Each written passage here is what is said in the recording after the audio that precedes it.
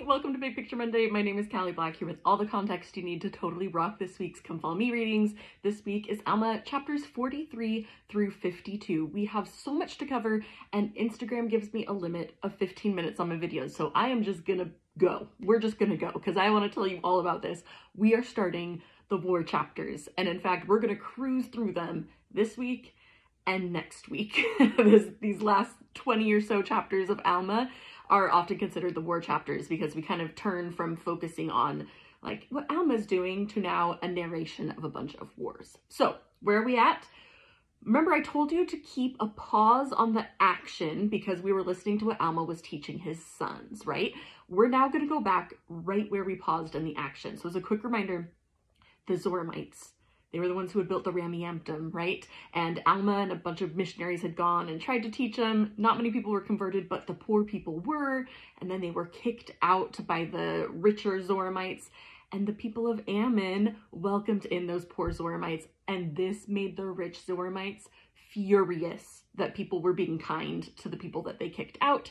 And so they decided to team up with the Lamanites and prepare for war. And the people of Ammon, their city was right next door. They actually moved out to give room for the Nephite army. And that's where we left off. That is exactly where we pick it up this week. You ready? Okay, chapter 43. The Lamanite army is led by a man named Zerahemnah. And we learn that the Nephite army is led by a man named Moroni. Yes, this is Captain Moroni, our first introduction to Captain Moroni. And so the Lamanite army comes to the city where the Nephites are and is prepared to attack. And Zerahemnah, the leader, sees how prepared the Nephites are. They've got coverings on and everything. And the Lamanites are so underprepared that Zerahemnah does not even battle. They just leave, they retreat. And in fact, he's like, I am going to trick them now because I'm going to go to the city of Manti and attack Manti because they're not going to expect me in Manti. Well, Captain Moroni says, I'm not sure where the Lamanites just went, but I'm going to go talk to our prophet about that. So he goes to Alma and he tells him what's going on, and Alma receives revelation of exactly what Zerahemnah is doing with his army. And so Moroni is able to take his armies and set up this kind of ambush right by the city of Manti in this big valley by the river Sidon as well. And they surround Zerahemnah's group and they start to attack. Lehi is the name of another leader in the Nephite army, and Lehi was helping to lead this group, and there was just death on both sides. It was not looking good for either side, honestly, and then Moroni reminded everyone why they were fighting the Nephites, and they just went with it, and they were totally destroying the Lamanites at this point, to the point where Moroni looked around and he's like, why don't we stop? Like, we are winning too much. Let's pause here. Let's see if we can have a conversation. So chapter 44, Moroni talks to Zerahemnah, the leader of the Lamanite army, and he says, okay, do you want to surrender? If you surrender and you promise, you make an oath to never come to battle against us again, then we will let you go. And Zerahemnah says, nope, not promising that. And that makes Moroni angry. It makes the rest of the Nephites angry, so much so that one Nephite soldier in particular comes forth and scalps Zerahemnah, and that ignites the fighting again. And again, it's clear that the Nephites are going to win. And so at this point, the Lamanites do surrender and they do make the oath and they return back to their lands, and the Nephites are victorious there. Now, before we jump into chapter 45, you're going to notice there is a heading at the top of chapter 45 that talks about how this is now the start of Helaman's record. So I want to remind you, what we're reading is Mormon's translation, abridgment, summary, and condensing of what these prophets were writing in real time. So what we've been reading so far in the book of Alma has been what Alma the Younger has written. And now we're going to transition to what Helaman wrote as he now transitions to be the high priest of the land, which we're going to see. And remember, we're not reading Helaman's words. We are reading Mormon's abridgment of Helaman's words. But still, if we were looking at the original records, we're now into Helaman as the record keeper, okay? Alma teaches Helaman kind of one last time, and Alma then disappears, never to be heard of again. Of course, we can pretty much assumed that he was translated. Helaman is the high priest. He travels around the land with his brothers, restores some order to the land, and establishes the church a little more, but there is a lot of pride in the land, which is an issue. Chapter 46, there is a man who is a Nephite, and he's extremely strong, and his name is Amalickiah. Oh, Amalickiah, we're going to talk about him a lot. And he's a Nephite man, and he says, I want to be king of the Nephites. And he gets a whole group around him who are like, yes, Amalickiah would be a great king. And they really want to make Amalickiah the king. Now, Moroni, Captain Moroni, is furious that anyone would try to take away their freedom and turn it into a kingdom, right? And so Moroni realizes, I've got to rally the troops here. And so he takes a ripped piece of garment and he writes down everything that they are fighting for. This is called the Title of Liberty. And he takes it all throughout the land. And that reminds people of why they want to fight for their freedom, and it works. He gets this huge group that's ready to battle. So here we go, Amalickiah with everyone who wants him to be king versus Moroni and all the people that he just stirred up. And Amalickiah takes one look at this Nephite army and they run away. They are like, we're not even doing this battle. But here's the problem. They start running away towards the Lamanite lands. And Moroni is all of a sudden like, whoa, whoa, whoa, whoa. We don't want that happening because they're going to stir up a lot more contention over there. And so Moroni's army actually goes and captures pretty much all of Amalickiah's group and brings them back, where they are forced to take an oath of peace or they are put to death. But Amalickiah escaped. He was not caught by Moroni's army, along with a very small group of men that were with him. And we're going to see what trouble he causes in the Lamanite lands. I just love this. Let's go to chapter 47. This chapter could be a movie all on its own, okay? So Amalickiah, this Nephite dissenter now who's in the Lamanite lands, he becomes friends with the king of the Lamanites to the point where the king trusts him so much. And now that Amalickiah realizes he has some power and influence, he starts to stir up anger and say, we should go to battle against the Nephites, because he really wants to destroy the Nephites. And so the king says, yeah, let's go to battle against the Nephites. And a lot of the Lamanites are like, yeah, but there's a group of Lamanites that are like, no, we don't want to do that. Every time we go to battle against them, we're defeated. And so we're going to run away. We don't want to be a part of this. So there's this group of the army that just like runs away. And the Lamanite king is like furious. What are we going to do? And Amalickiah is like, you know what? Why don't you let me take care of it? Give me a small army. I'll go track them down and take care of this. And the king's like, go for it. So Amalickiah takes this small army and they find this group of dissenters, and they're actually at the top of a mountain. And their leader is a man named Lehontai. And Amalickiah really wants Lehontai to come down the mountain, and he's eventually able to persuade him, where he makes this deal with Lehontai. And he's like, listen, you can capture the men that I'm with right now if you just put me second in command behind you. And Lehontai's like, sure, that sounds great. So he goes and gets his men, and they come down and they attack, and they easily take over Amalickiah's group, and Amalickiah is second in command.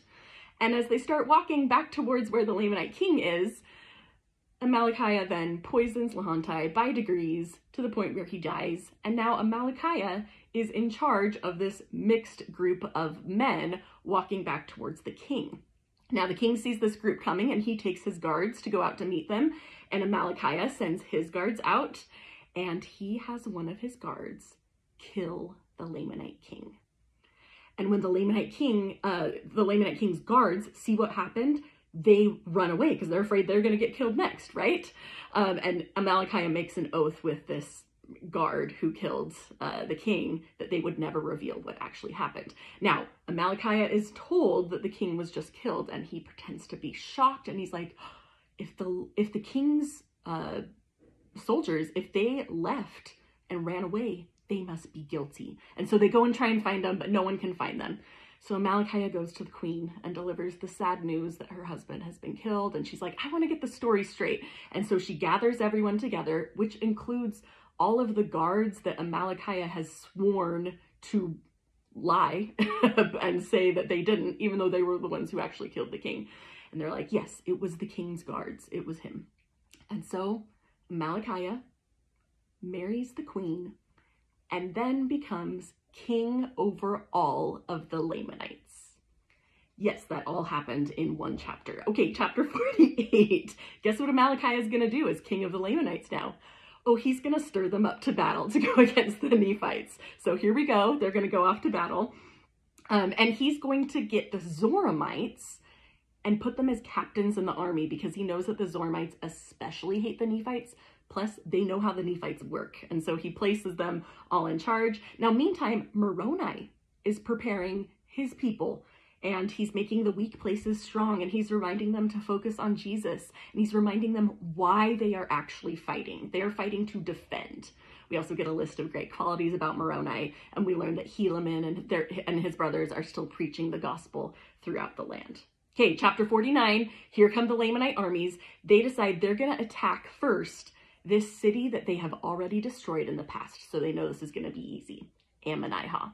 But they go to Ammonihah, and Moroni had completely fortified it to the point where the Lamanite army was like, we're not even going to try here. Let's go to Noah. That's a city they're not going to expect. So they go there.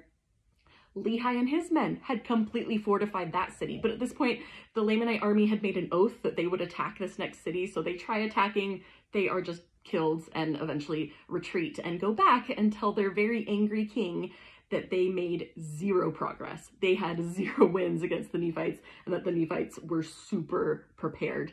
The Nephites then have peace, and they're preaching lots of good things happening in the lands. There's a big time of peace. In fact, in chapter 50, Moroni continues to fortify. Even though we have a few years of peace here, he's still fortifying and building in the land.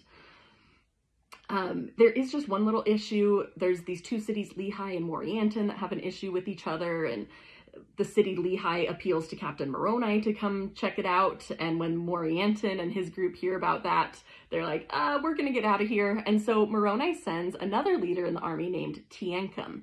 And Teancum goes and tracks down Morianton. He kills Morianton and brings everyone back and kind of squashes that. But we do get introduced to Morianton. Now, we're going to have a little political transition here. Nephihah has been the chief judge. He dies, and he passes the judgment seat onto his son, Pahoran. Pahoran is a righteous guy. Chapter 51, that makes some people mad. There's this group of people who want a king. Really, they want to be king themselves, but they want a king, and they call themselves kingmen. And everyone else who's fine with having a chief judge, they are called freemen. And Pahoran is like, well, let's take a vote. Would you guys rather have a chief judge or would you rather have a king? And everyone votes, and they'd rather have a chief judge. Well, the kingmen do not like this, and they're very upset. And at this point, they hear that Amalickiah himself is coming with a Lamanite army to attack the Nephites.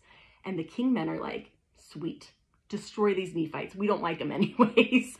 And this makes Moroni super angry. And so he gets permission from the government to take all the kingmen and say, you are refusing to defend your land right now. You need to make an oath that you will defend the land or you will be put to death. And he takes care of that.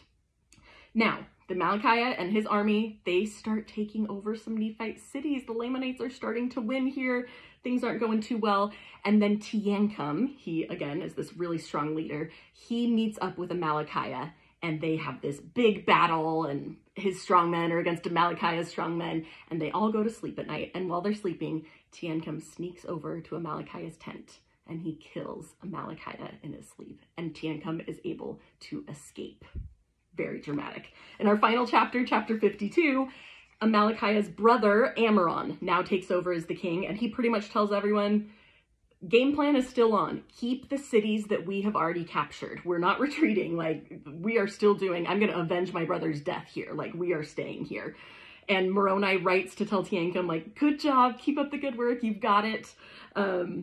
And so finally, Moroni is able to arrive there, and Moroni, Teancum, and Lehi, those are all leaders, right?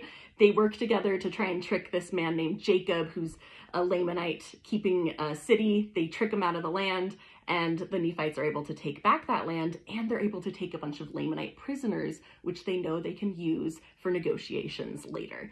Okay, I did it. That's it. My personal focus question, focus on the motivations of the different groups, and then think about what are my motivations for keeping the commandments and everything else that I do. Okay, Have a great week. Happy studying.